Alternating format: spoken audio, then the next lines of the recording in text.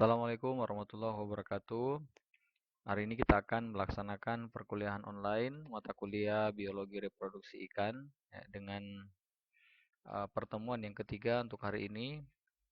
Di pertemuan ini kita akan membahas terkait mengenai materi yang menunjang pemahaman kita terhadap tingkat kematangan gonad.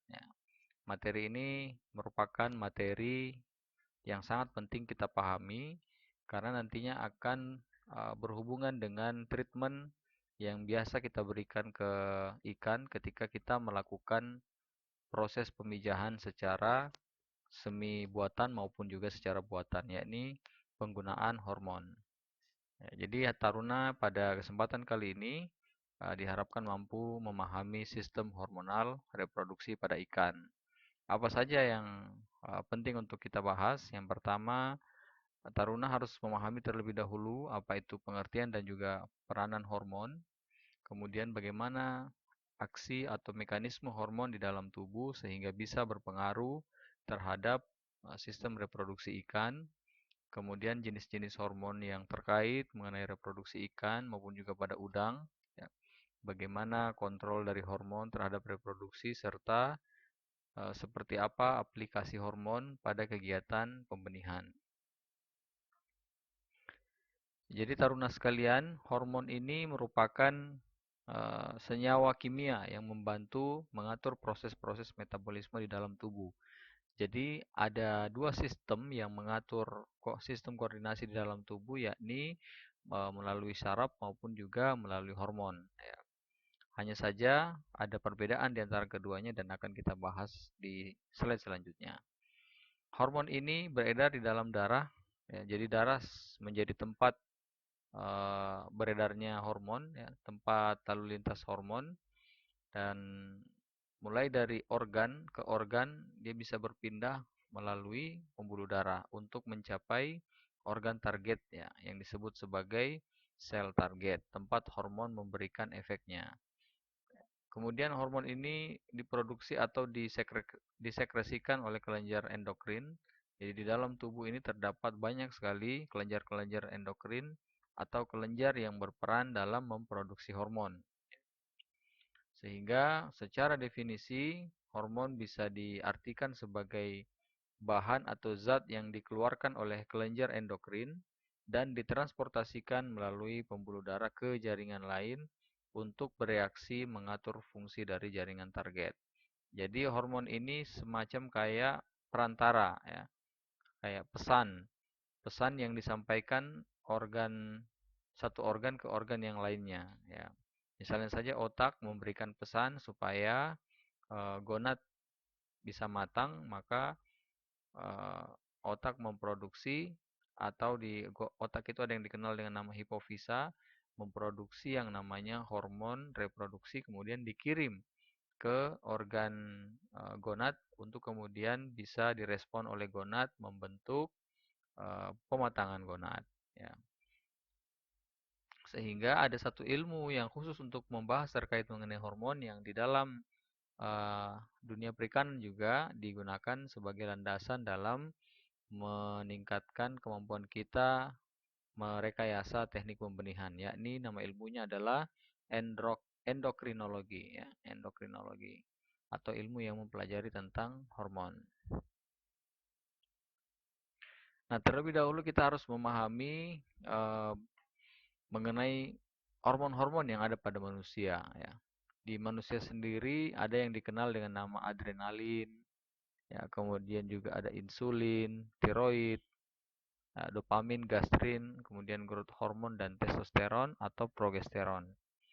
Kalau adrenalin di manusia ini biasa muncul ketika kita sedang dalam kondisi yang tertekan, ya, sedang misalnya mental kita sedang diuji misalnya, atau kita lagi mengikuti ujian, atau kita lagi naik di wahana permainan, biasanya adrenalin ini meningkat. Kenapa? Karena kita perlu pasokan oksigen dan juga glukosa sebagai sumber energi untuk menstabilkan emosi kita, sehingga adrenalin ini diproduksi supaya bisa meningkatkan pasokan oksigen. Kemudian ada juga insulin. Ya, insulin ini biasanya diproduksi oleh pankreas ketika kadar gula di dalam darah ini meningkat ya. Misalnya kita habis makan nasi, kemudian dikonversi dari karbohidrat menjadi glukosa, kemudian diserap oleh tubuh, masuk ke peredaran darah, dan ini meningkatkan kandungan glukosa di dalam darah, sehingga insulin diproduksi agar bisa menetralisir jumlah glukosa di darah, sehingga darah bisa kembali stabil ya. Selanjutnya ada yang namanya hormon tiroid. Ini fungsinya untuk meningkatkan metabolisme dan mengatur sintesis protein. Ada juga dopamin yang berfungsi untuk mengatur denyut jantung dan tekanan darah. Ya, gastrin ini dalam sekresi asam lambung ketika kita mencerna makanan. Ya. Kemudian juga growth hormone adalah hormon pertumbuhan yang merangsang sel-sel kita untuk bisa tumbuh. Karena di dalam tubuh ini ada triliunan sel yang kemudian bisa melakukan regenerasi setiap hari, bahkan sampai miliaran sel. Ya. Ada juga hormon testosteron pada pria dan juga progesteron pada wanita sebagai hormon reproduksi. Nah, ini dia perbedaan sistem hormon dan juga sistem saraf. Ya. Jadi, yang seperti saya sebutkan di awal tadi, di dalam tubuh ini ada dua sistem koordinasi atau sistem komunikasi organ-organ yang bisa dilalui dua cara ya. Yang pertama adalah sistem saraf, yang kedua adalah sistem hormon. Apa perbedaannya? Sama-sama menyampaikan informasi tapi memiliki perbedaan. Secara aksi hormon ini lebih lambat ya, karena dia harus masuk ke peredaran darah dulu, kemudian disalurkan dari organ ke organ target. Kalau sistem saraf ini cepat, segera karena dia memiliki lintasan tersendiri, yakni sistem saraf. Kemudian juga responnya kalau sistem hormon ini tidak langsung, ya, kemudian distribusinya lebih luas. Adapun kalau sistem saraf ini langsung dan distribusinya ya, sempit, hanya beberapa organ saja yang bisa terjangkau. Itu pun juga apa namanya lokalisasi eh, responnya berada di satu titik tertentu. Ya. Kemudian pengaturannya kalau hormon ini dalam jangka panjang, ya misalnya pertumbuhan dan lain sebagainya, pematangan gonad, ya, itu semua diatur oleh hormon. Kalau misalnya saraf, ya ini jangka pendek, misalnya saja kontraksi otot, kita megang panas, ya ada refleks kita angkat tangan, ya menghindar dari panas. Nah, itu semua adalah uh, kinerja dari sistem saraf, ya. Kemudian juga sekresinya di dalam tubuh dalam bentuk hormon. Kalau di sistem hormon, kalau di sistem saraf ini adalah neurotransmitter, ya. Kemudian komunikasinya berbeda, ada sistem hormon ini melalui sistem sirkulasi darah, adapun untuk sistem saraf ini antar neuron atau melalui sinapsis yang memang menjadi jalur dari sistem saraf.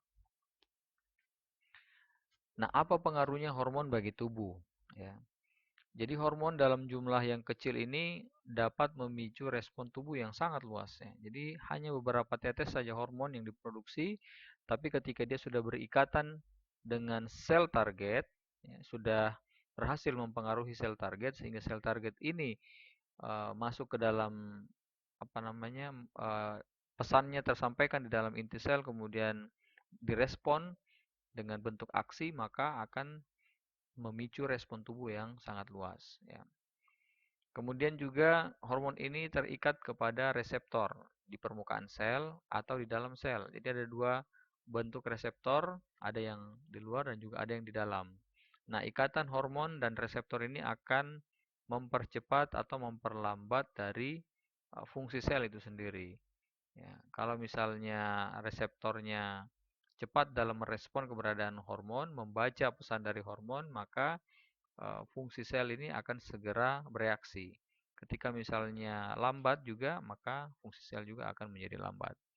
Nah, hormon banyak sekali fungsinya di dalam tubuh dalam mengatur eh, apa namanya komunikasi dan juga pengaturan-pengaturan fungsi organ di dalam tubuh yang ada kaitannya dengan pertumbuhan, reproduksi, ya, tingkah laku, keseimbangan dan juga metabolisme.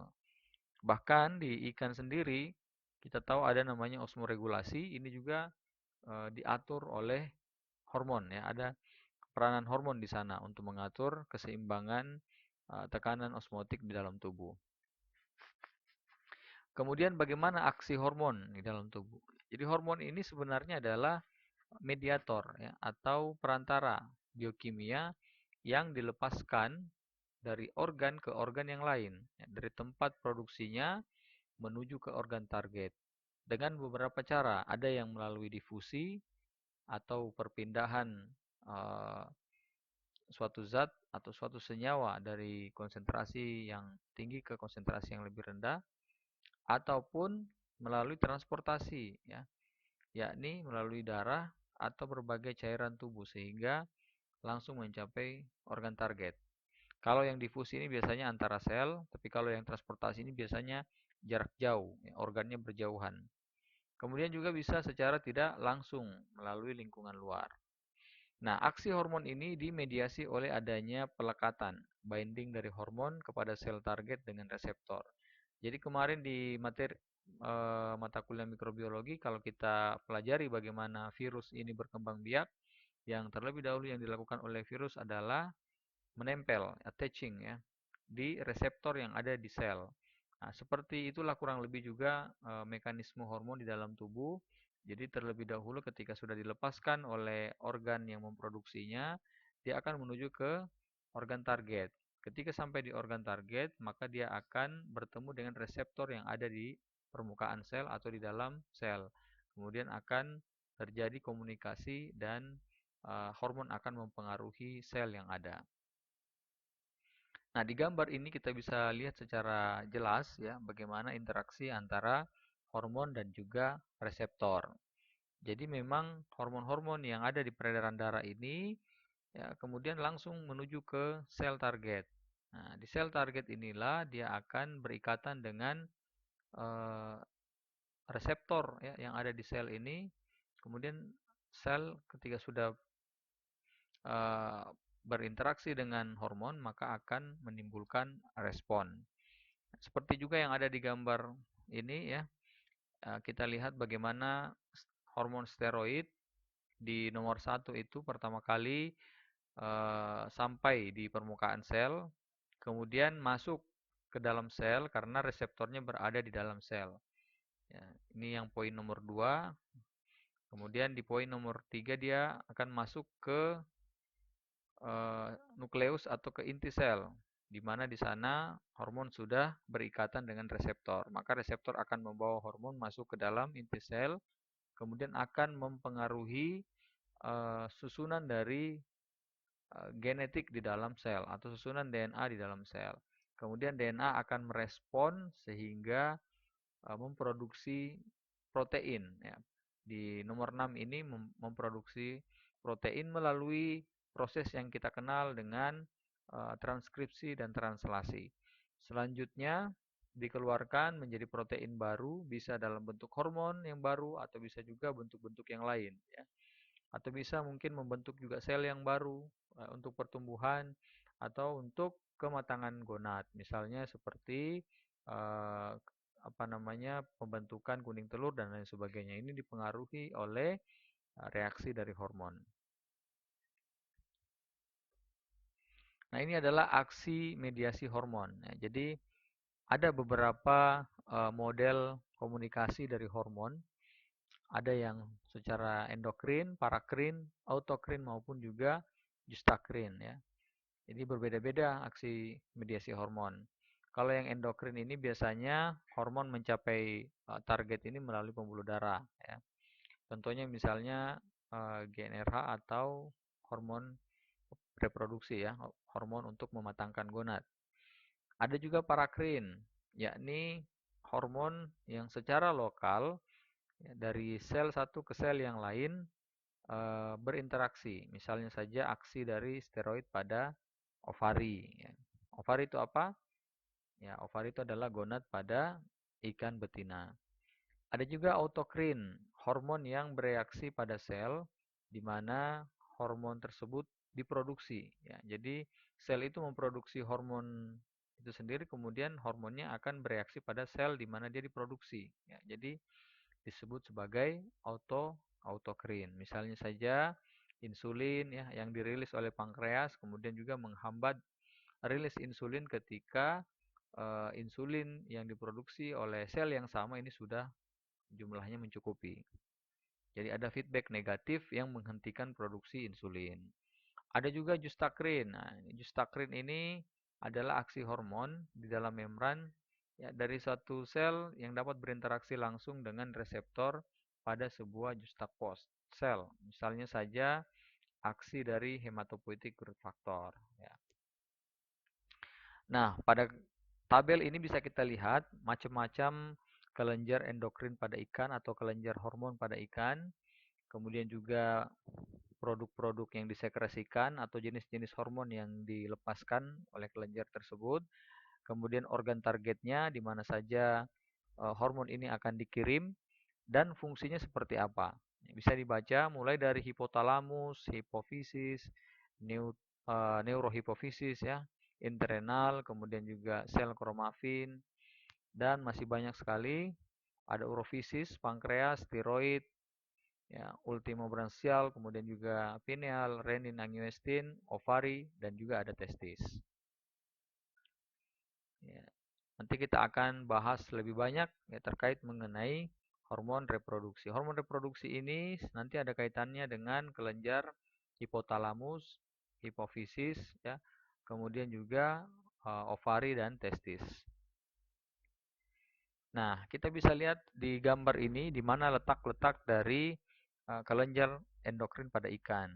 Ya, mulai dari yang tadi hipotalamus ini berada di otak, ya, kemudian juga pituitari atau hipofisis ini juga berada bersampingan dengan hipotalamus. Ya, kemudian adapun gonad ini berada di uh, area ventral dari ikan, ya, ini di bagian bawah berdekatan dengan intestinal atau usus ikan. Ya. Ya, jadi kalau kita lihat pada gambar ini secara lebih jelas, kita bisa mengetahui letak dari pituitary gland atau kelenjar pituitari yang biasa kita sebut juga kelenjar hipofisa atau hipofisis. Ya. Letaknya dekat dengan otak atau brain, berada di bawah otak, dan biasa kita sebut juga berada di bawah hipotalamus. Ya. Nah, di sini kita bisa lihat skema pengaturan sekresi hormon ya. Jadi bagaimana hormon ini diproduksi dan seperti apa pengaturannya? Ya, biasanya secara umum yang ada kaitannya dengan kelenjar-kelenjar hipotalamus dan hipofisa ini reaksinya akan seperti ini ya. Termasuk diantaranya adalah proses pematangan gonad juga. Jadi hipotalamus menerima rangsangan dari luar, kemudian akan menstimulus atau memproduksi hormon juga untuk menstimulus hipofisa. Kemudian hipofisa akan mensekresikan hormon menuju ke organ target, baik itu ke kelenjar endokrin yang lain ataupun langsung ke sel. Bisa juga ya. Kalau di gonad misalnya hipotalamus akan mendapatkan rangsangan dari luar berupa suhu, ya berupa apa namanya feromon yang diberikan oleh ikan ketika dia akan memijah. Kemudian nanti hipotalamus memproduksi stimulating hormon gonadotropin yang dilanjutkan ke hipofisa, kemudian hipofisa merespon memproduksi hormon gonadotropin juga dan kemudian dikirim ke gonad untuk menstimulus pembentukan sel-sel gonad. Sebentar kita akan bahas lebih detail bagaimana mekanisme pematangan gonad. Ini adalah struktur dari hipotalamus dan hipofisis atau pituitari. Ya, jadi mulai dari bagian atas kita lihat letak hipotalamus, kemudian akan ada jalur hormon di sana dan juga ada neurosecretory cell atau jalur sistem saraf. Ya. Kemudian nanti di bagian depan posterior pituitari ini akan menerima rangsangan dari hipotalamus dan kemudian diteruskan ke bagian anterior. Ya. Dan di sanalah terjadi proses pembentukan hormon yang baru untuk kemudian dilepaskan ke berbagai macam organ target. Ya. Kita bisa lihat di sana bahwa eh, hipotalamus ini bisa memproduksi stimulating hormon saja, hormon-hormon yang menstimulasi kelenjar hipofisa untuk menstimulus atau membentuk juga hormon yang baru. Ya, jadi sebelum sampai ke organ target, terlebih dahulu hipofisa ini menerima stimulasi hormon juga dari hipotalamus. Ya. Apa saja hormon-hormon yang diproduksi oleh hipotalamus atau hipofisa? Ya. Jadi banyak sekali, bukan hanya ada kaitannya dengan hormon reproduksi, bisa juga hormon TSH ya, atau tiroid, kemudian ACTH, ada juga FSH dan LH, ini adalah hormon reproduksi untuk pematangan gonad. Kemudian bisa juga hormon pertumbuhan ya, growth hormone. Ada juga prolaktin, ini yang berperan dalam mengatur keseimbangan tekanan ya. Kemudian juga ada endorphins ya. Endorphin ini kaitannya dengan uh, reseptor yang ada di otak juga ya. Baik, kemudian kita bahas mengenai hipofisa ya. Kelenjar hipofisa ini banyak sekali mengandung hormon terutama untuk perkembangan gonad. Karena memang pusat dari komunikasi hormon yang ada di dalam tubuh itu letaknya di hipofisis. Kemudian hipofisa ini terbagi atas dua bagiannya. Ini ada anterior dan juga ada posterior. Terletak pada bagian otak sebelah depan, kemudian menempel pada infundibulum dengan tangkai yang pendek dan juga terhubung dengan hipotalamus secara langsung. Ya. Ini adalah jenis-jenis hormon reproduksi ikan yang nantinya akan dilepaskan oleh hipofisa ya. Yakni ada GNRH atau gonadotropin releasing hormone. Ini biasanya diproduksi oleh hipotalamus ke hipofisa. Kemudian hipofisa akan memproduksi FSH atau follicle stimulating hormone dan juga LH luteinizing hormone. Hormon inilah nantinya yang akan dibawa ke gonad untuk pematangan gonad. Ya, kemudian gonad juga akan memproduksi beberapa hormon. Hormon-hormon yang diproduksi di gonad diantaranya adalah androgen, testosteron, ya, androstendion, kemudian juga 11 ketotestosteron yang ada di testis. Kalau untuk di ovarium, hormon-hormon yang disekresikan oleh gonad ovarium adalah estrogen, yakni adalah estradiol 17 beta, kemudian juga esteron, estriol, dan lain-lain, serta progesteron. Ini semua adalah hormon-hormon yang ada pada gonad betina atau ovarium. Apa saja fungsi hormon? Pertama kita harus pahami dulu masing-masing hormon ini memiliki fungsi yang berbeda-beda. Kalau GnRH ini adalah gonadotropin releasing hormone atau hormon yang dilepaskan oleh hipotalamus ke hipofisa yang berperan dalam menstimulus pembentukan hormon FSH dan juga LH.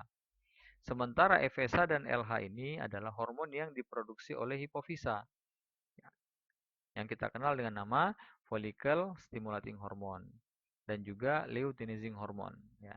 Jadi dari hipotalamus memproduksi GnRH, kemudian ditujukan ke hipofisa, ya, yang berada pas di bawah dari hipotalamus.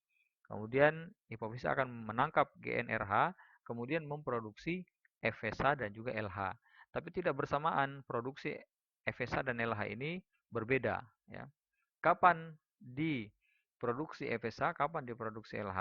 Ya, kita bisa lihat bahwa FSH ini atau yang dikenal dengan nama gonadotropin 1 berperan dalam mematangkan gonad.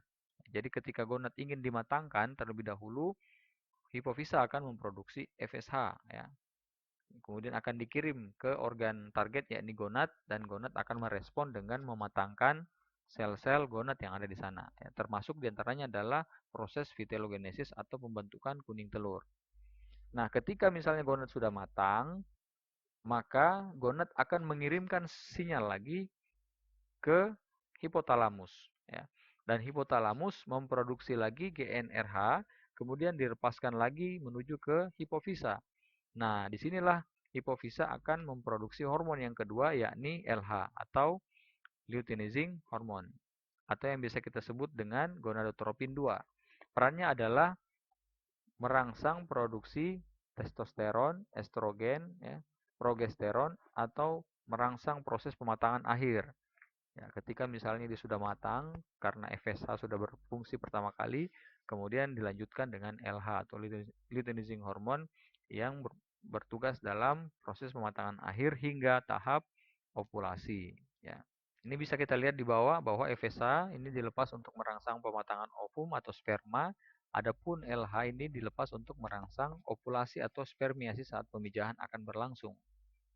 Jadi hormon yang ada pada Ovaprim itu adalah hormon yang mengandung LH sebenarnya. Fungsinya adalah untuk merangsang agar terjadi ovulasi, bukan pematangan gonad ya, tapi terjadi ovulasi atau pelepasan sel telur dan juga sel sperma yang biasa kita kenal dengan nama spermiasi kalau untuk sperma ya.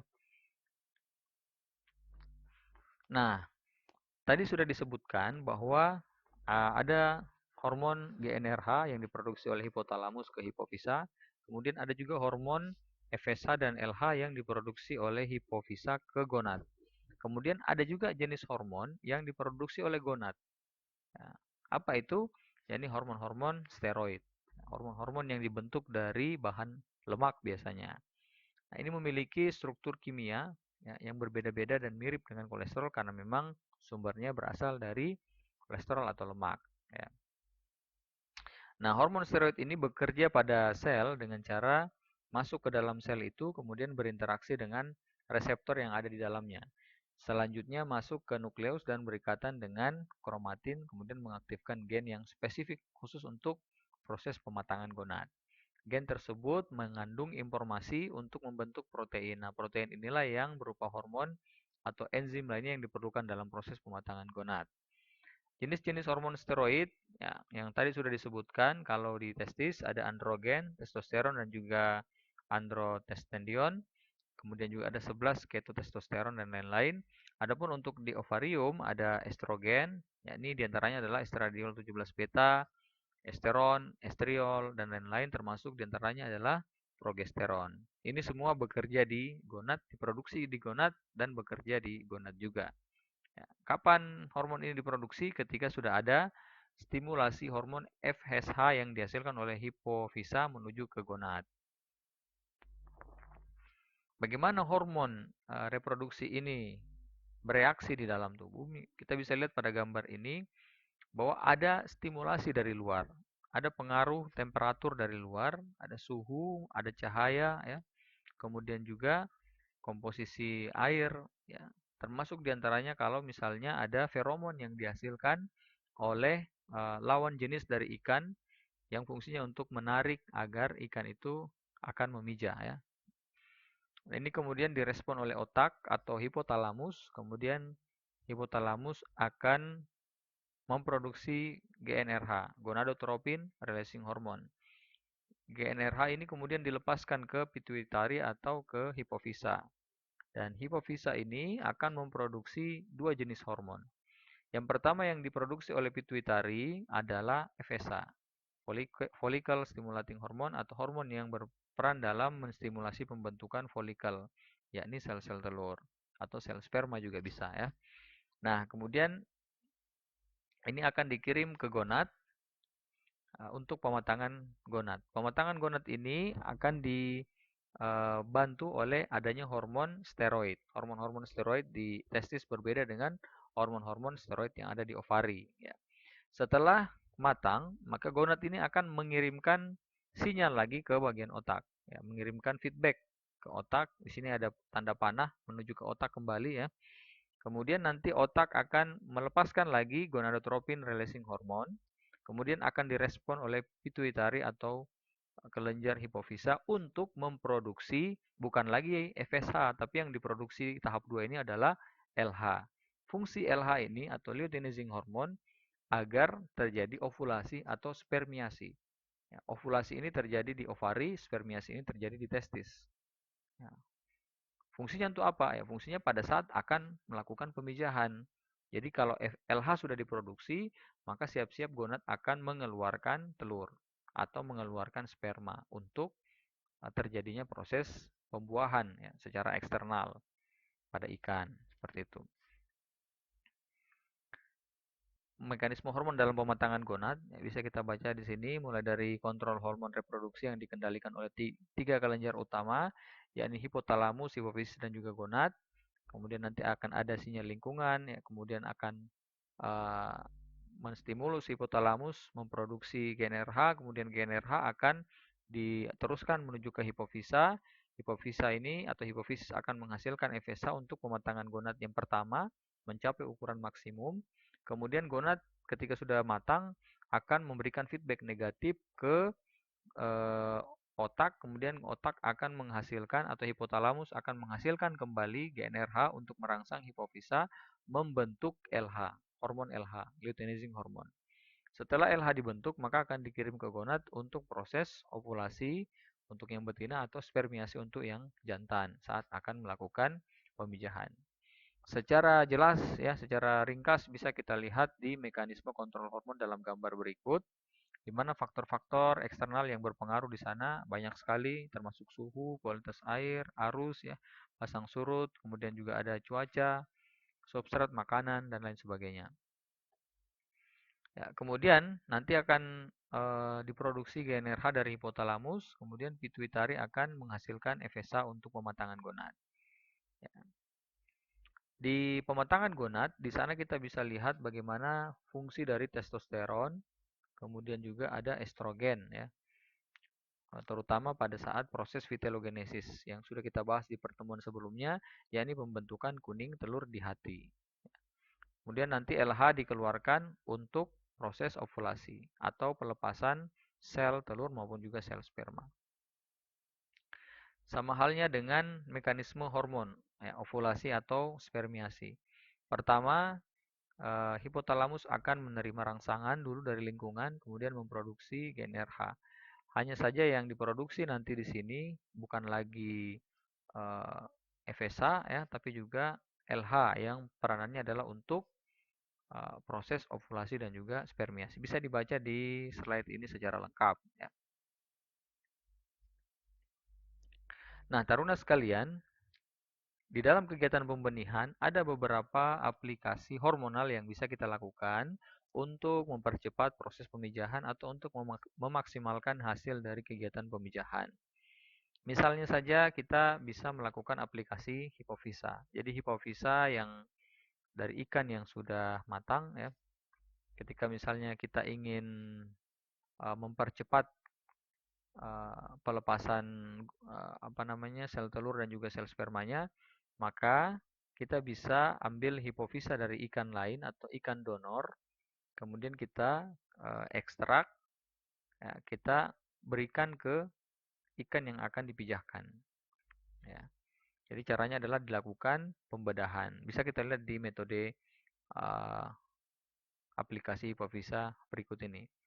Pertama, di bagian kepala, hipofisa diambil, ya, kemudian terlebih dahulu dihaluskan, selanjutnya disentrifugasi atau dipisahkan antara supernatan dan juga natannya, yang cair dan juga yang padat, kemudian didiamkan selama 1 menit, kemudian yang cairnya diambil atau yang supernatannya diambil, di mana supernatan ini sudah mengandung hormon LH, ya, hormon yang siap untuk diinjeksikan ke ikan. Kemudian setelah diinjeksikan, kemudian ikan dibiarkan beberapa jam, sekitar 6-8 jam. Setelah itu baru ikan bisa dipijahkan. Ada juga aplikasi OODEV. Ini adalah salah satu produk yang diproduksi di IPB, mengandung hormon PMSG atau Pregnant Mare Serum Gonadotropin, yang biasa kita kenal dengan FSH ya, follicle stimulating hormone. Apa fungsi FSH? Fungsinya bukan untuk ovulasi ya, bukan untuk mempercepat ovulasi, tapi untuk mematangkan gonad ya, untuk mematangkan gonad. Jadi mempercepat proses pematangan gonad dengan cara merangsang proses vitelogenesis. Ini adalah fungsi dari OODEV. Jadi terlebih dahulu kita berikan OODEV, baru bisa kita aplikasikan hipofisa. Ya. Kita berikan OODEV untuk mempercepat pematangan gonadnya, misalnya ikan mas misalnya yang rematurasinya 3 bulan, ketika kita berikan OODEV ini bisa rematurasinya atau proses pematangan gonadnya ini hanya memerlukan waktu sampai 2 bulan saja. Ya. Paling lambat 2,5 bulan sudah matang gonad. Ya. Kemudian baru kita berikan Ovaprim atau kita aplikasikan tadi hipofisa kalau kita tidak mau menggunakan Ovaprim. Nah, ini adalah aplikasi Ovaprim yang mengandung hormon LH, ya, luteinizing hormon yang fungsinya untuk menstimulasi ovulasi, ya, proses ovulasi atau proses spermiasi. Terlebih dahulu kalau kita ingin melakukan pemijahan, ikan kita berikan dulu ODEV, ya, sampai 2 bulan misalnya pada ikan mas. Kemudian kita sampling, kita lihat gonadnya apakah sudah bisa dipijahkan atau belum. Kalau misalnya sudah bisa, sudah matang gonad, nah baru kita berikan Ovaprim. Ovaprim ini fungsinya untuk menstimulasi proses ovulasi supaya ikannya cepat melepaskan sel-sel telurnya dan juga sperma yang ada pada ikan jantan. Biasanya kalau kita gunakan Ovaprim ini dosisnya adalah 0,5 mil per 1 kilogram berat ikan, ya, baik itu di ikan jantan maupun di ikan betina. Tapi kebanyakan pembudidaya hanya memberikan ke ikan betina saja. Kenapa tidak ke ikan jantan? Karena biasanya ikan jantan ini spermanya ketika sudah sampai ke usia dewasa akan selalu tersedia. Hanya saja perlu diaplikasikan juga kalau kita ingin menghasilkan proses yang lebih baik, ya. Nah, setelah diaplikasikan, disuntikan, maka ikan biasanya didiamkan terlebih dahulu 6-8 jam sebelum nanti dilakukan proses pemijahan. Nah, ada juga yang kita kenal dengan nama dopamin. Jadi kalau di manusia, dopamin ini adalah hormon yang mengatur perasaan manusia. Ya, biasanya membuat kita gembira, membuat kita bahagia, membuat kita senang. Ini karena pengaruh dopamin, atau justru sebaliknya juga, ya, bisa mempengaruhi perasaan kita menjadi lebih buruk. Makanya biasanya kalau orang-orang yang mengkonsumsi narkoba dan lain sebagainya ini bisa menstimulus pembentukan hormon dopamin yang nantinya akan meningkatkan euforia di dalam perasaannya, ya, perasaan senang dan lain sebagainya. Hanya saja di ikan, ya, dopamin ini berperan dalam menghambat hipotalamus mensekresikan hormon-hormon reproduksi, ya. Jadi dopamin ini justru berdampak negatif kepada aktivitas reproduksi, yakni menghambat hipotalamus memproduksi hormon reproduksi GTH1 dan juga GTH2 atau FSH dan juga LH. Ya. Bagaimana supaya dopamin ini tidak menghambat hipotalamus untuk menstimulus hipofisa menghasilkan GTH1 dan GTH2 adalah dengan memberikan antidopamin, ya. Nah, antidopamin ini juga merupakan hormon yang bisa diberikan agar supaya menghambat hipotalamus mensekresikan dopamin. Ketika dopamin sudah dihambat, maka hipofisa akan dengan cepat memproduksi hormon-hormon reproduksi. Nah, ini adalah hormon yang ada pada udang. Ada GIH atau gonad inhibiting hormone. Ada juga GSH atau gonad stimulating hormone. Apa bedanya? Kalau GIH ini adalah hormon yang disintesis di organ X untuk menghambat perkembangan gonad, ya. Jadi dia fungsinya untuk menghambat. Adapun untuk GSH atau gonad stimulating hormone ini diproduksi di organ Y dan fungsinya untuk merangsang perkembangan gonad. Nah, GIH ini, ya, diproduksi di organ X atau neurodendokrin organ X yang terletak di tungkai mata. Makanya biasanya pembudidaya kalau mau memijahkan udang, memotong dulu tungkai matanya, tungkai mata udang, sehingga organ X ini bisa dihilangkan dan GSH bisa diproduksi oleh organ X. Nah, setelah GSH diproduksi, maka dilanjutkan dengan produksi hormon androgen yang berfungsi untuk proses pematangan testis pada udang jantan, ya, dan juga female hormone yang berfungsi pada gonad udang betina, ya. Nah, ini adalah teknik ablasi pada udang. Jadi, pada prinsipnya bahwa ablasi ini menghilangkan organ X yang berada di tangkai mata, ya, penghasil hormon yang menghambat proses pematangan gonad atau GIH. Nah, apabila organ X ini sudah tidak ada, maka organ Y yang terletak di bagian kepala dapat menghasilkan hormon perangsang atau GSH untuk mempercepat proses pematangan gonad. Ya.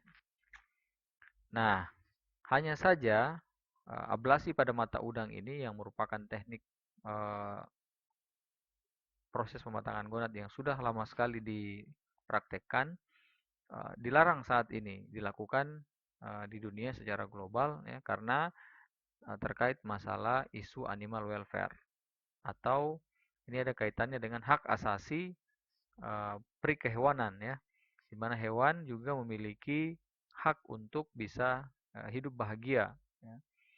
Nah, bagaimana caranya dia hidup bahagia kalau tungkai matanya sampai dipotong sehingga ini mengganggu animal welfare yang ditetapkan di dunia ya. Nah, bagaimana cara untuk mengantisipasi agar organ X ini tidak memproduksi hormon yang menghambat pembentangan gonad, tapi juga tidak melakukan ablasi ya, yakni dengan cara memberikan hormon anti dopamin. Kita tahu tadi bahwa fungsi dari anti dopamin adalah untuk menahan agar supaya hipotalamus tidak memproduksi dopamin. Dopamin tadi adalah hormon yang menghambat proses pematangan gonad. Nah, harapannya adalah ketika kita berikan anti dopamin, maka eh, dopamin tidak diproduksi dan hormon pematangan gonad bisa diproduksi sehingga gonad bisa cepat matang. Ya. Baik, cukup sekian taruna sekalian perkuliahan kita pada hari ini. Silahkan kalau ada hal-hal yang ingin didiskusikan kembali di grup kita diskusi bersama. Bisa memberikan pertanyaan, bisa juga memberikan jawaban atau tanggapan ke sesama taruna ya. Nah, adapun untuk belajar mandiri bisa membaca referensi yang ada sebagai berikut. Demikian saya akhiri. Wassalamualaikum warahmatullahi wabarakatuh.